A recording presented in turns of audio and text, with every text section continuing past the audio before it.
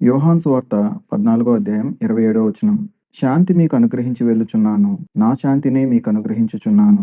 లోకమిచ్చునట్టుగా నేను మీకు అనుగ్రహించుటలేదు.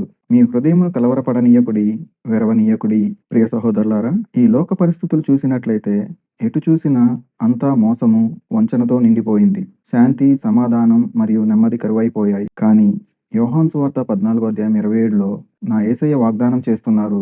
ఆయన మన హృదయంలో కలవరపడనీయవద్దు, వెరవనీయవద్దు అని చెప్తున్నారు. ఎందుకంటే ఆయన శాంతిని మనకు అనుగ్రహిస్తున్నాను అని చెప్తున్నారు. దేవుడు దీర్ఘశాంతుడు. ఆయన కలిగి ఉన్న దీర్ఘశాంతాన్ని మనకు అనుగ్రహిస్తున్నారు. కాబట్టి ప్రియ సహోదరులారా, మీ వ్యక్తిగత నష్టాలు, అనారోగ్య ఇబ్బందులు లేక ఆర్థిక పోరాటాలు మీకు భయం మరియు ఆందోళనకు గురి చేస్తున్నాయా? యేసయ్య మీ సమస్యలను వదిలిపెట్టి మనుషుల కంటే గొప్పవాడైన ఆయనపై విశ్వాసం ఉంచి ఆయన అనుగ్రహించిన శాంతిని పొందుకొని ధైర్యముతో సమాధానం మరియు నెమ్మది కలిగి ఉండాలి అని దేవుడు ఆశిస్తున్నారు.